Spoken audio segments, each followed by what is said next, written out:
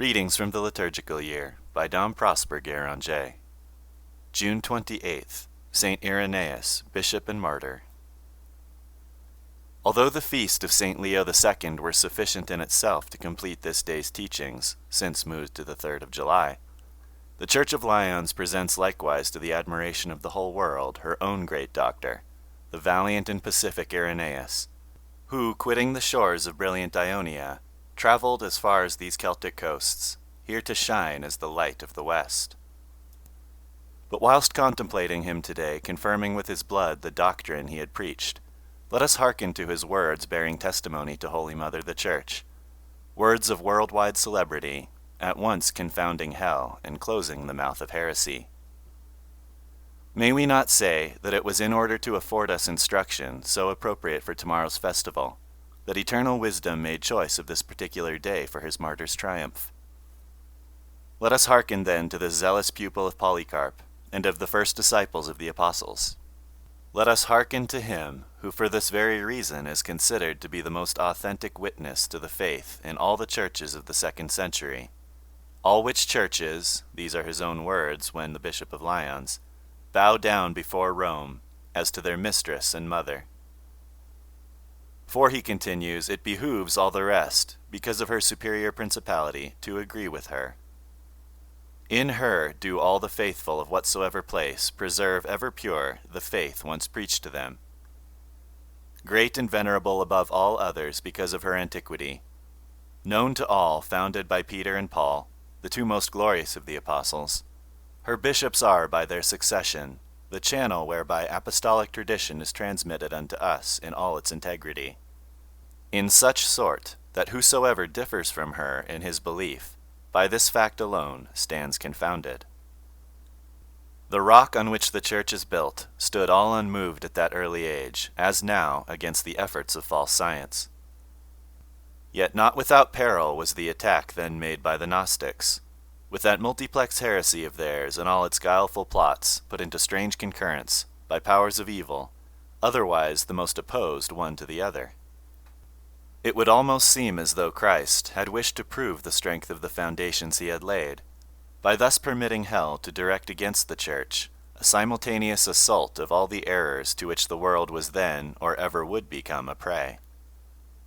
Simon the magician, already ensnared by Satan in the nets of the occult sciences, was chosen by the Prince of Darkness as his lieutenant in the enterprise. Unmasked at Samaria by the vicar of the man-god, he had commenced against Simon Peter a jealous struggle, that would by no means end with the tragic death of the father of heresies, but which in the following century was to be continued more desperately than ever, through disciples formed by him. Saturninus, Basilides, Valentine, all these did but apply the premises of the Master, diversifying them according to the instincts bred at that time by the then existing forms of corruption of mind and heart. A proceeding all the more avowed, inasmuch as the aim of Magus had been nothing less than the sealing of an alliance between philosophies, religions, and aspirations the most contradictory. There was no aberration from Persian dualism or Hindu idealism to Jewish cabals or Greek polytheism that did not mutually proffer the hand of friendship in this reserved sanctuary of the Gnosis. There already were the heterodox conceptions of Arius and Eutyches being formulated. There, taking movement and life in advance, were to be recognized in a strange pantheistic romance the wildest oddities of the hollow dreams of German metaphysics. God, an abyss, rolling from fall to fall till at last reaching matter, there to become conscious of himself in human nature, and to return then by annihilation into eternal silence. This is the sum total of Gnostic dogma, engendering for its morality a mixture of transcendent mysticism and impure practices, for its political form laying the basis of communism and modern nihilism.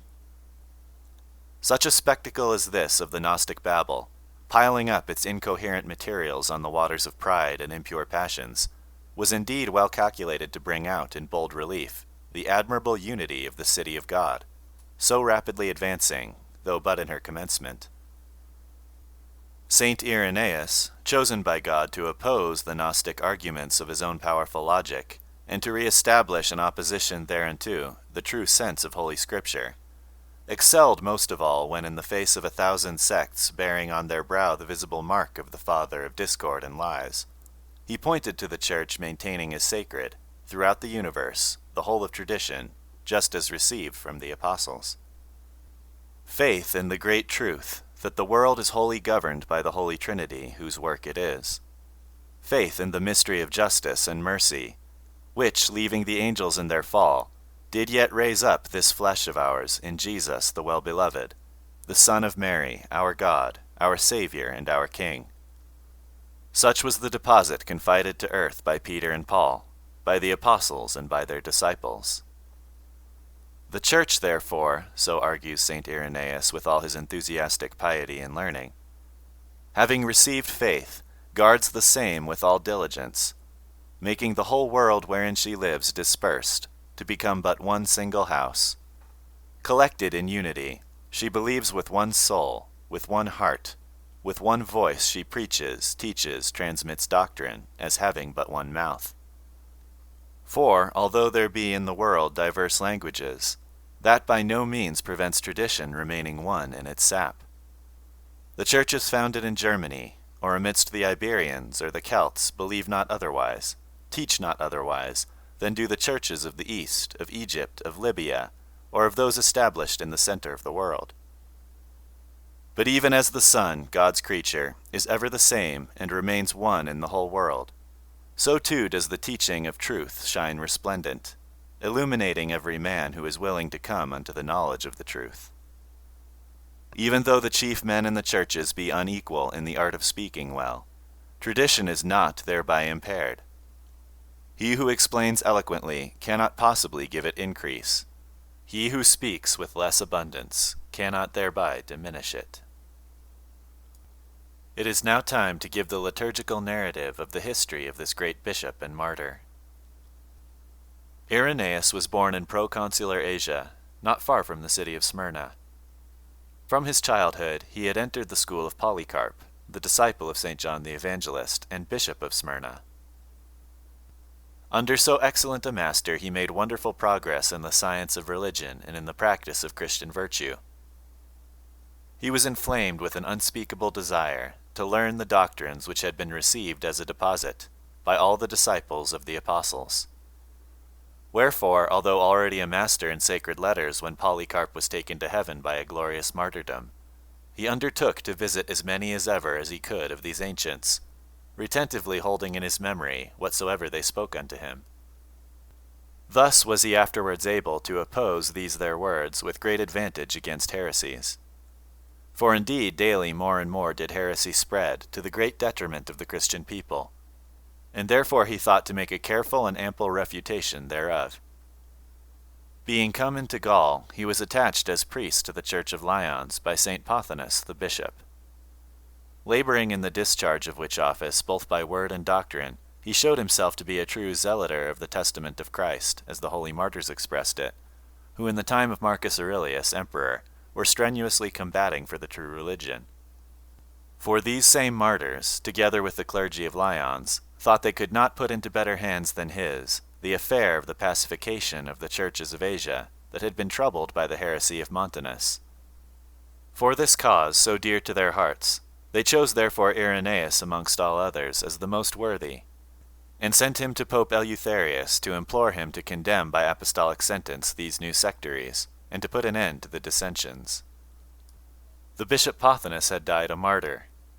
Irenaeus having succeeded him, so happy was his episcopacy owing to his wisdom, prayer, and example, that soon not only the city of Lyons, but even a great number of the inhabitants of the other cities in Gaul renounced the error of their superstitions, and gave their names to be enlisted in the army of Christ. Meanwhile a contest arose on the subject of the exact day on which Easter should be celebrated. The bishops of Asia were in disagreement with nearly all their colleagues. The Roman pontiff, Victor, had already cut them off from the communication of saints, or was on the point of so doing, when Irenaeus appeared before him as a seeker of peace, and most respectfully admonishing him, induced him, after the example of his predecessor pontiffs, not to suffer so many churches to be torn away from Catholic unity, on account only of a right which they said they had received from their fathers. He wrote many works which are mentioned by Eusebius of Caesarea and St. Jerome, a great part of which have perished through the ravages of time. There exist, however, 5 books of his Against Heresies, written about the year 180. In the 3rd book, the man of God, instructed by those who, as it is certain, had been disciples of the apostles, renders to the Roman Church and to the succession of her bishops a testimony surpassing all others in weight and brilliancy. And he says that the Roman Church is the faithful, perpetual, and most assured guardian of divine tradition. Moreover, he says it is with this Church that every other church, namely the faithful who dwell in any other place whatsoever, must agree, because she hath a principality superior to all others. At length he was crowned by martyrdom, together with an almost countless multitude who he had himself brought over to the knowledge and practice of the true faith. He passed away into heaven in the year of salvation 202, at which time Septimus Severus Augustus had commanded that all those who persisted in the practice of the Christian religion should be condemned to the most cruel torments and to death. Pope Benedict XV extended the feast of St. Irenaeus to the whole Church. O what a crown is thine, most noble bishop! Man must needs confess himself utterly unable to count the pearls with which it is adorned. For in the arena where thou didst win it, a whole people were thy fellow combatants. And as each martyr, one by one, ascended to his throne in heaven, he proclaimed thy glory, for he owed his crown to thee. Before this, full 25 years, the blood of Blandina and her companions had been shed, and thanks to thee had produced 100-fold. Thy toilsome care had brought that fruitful seed to germinate from out of the empurpled soil that had received it in the early days of Christianity, and now the once small colony of the faithful, scattered in its midst, had become the very city itself. Erstwhile the amphitheater was spacious enough for the effusion of the martyr's blood, but now the sacred stream must flow in torrents along the streets and squares. O glad day that made Lyons become Rome's rival and the holy city of the Gauls! The sons of those that died with thee have ever remained faithful to Jesus Christ. Do thou, together with Mary, whose position and dignity thou didst so admirably expound to their fathers, and with the precursor of the man-God, who so fully shares their love, protect them against every scourge, whether of body or of soul. Spare France. Drive far from her, yea, the second time, the invasion of a false philosophy, which is attempting nowadays to revive the aberrations of Gnosticism. Cause truth once more to shine upon the eyes of so many, whom heresy under these multiform disguises holds in separation from the one fold. Irenaeus, maintain Christians in that peace which alone deserves the name. Keep ever pure the minds and hearts of those whom error as yet has not sullied. Prepare us now to celebrate befittingly the 2 glorious apostles, Peter and Paul, and the powerful principality of the Mother of all the churches.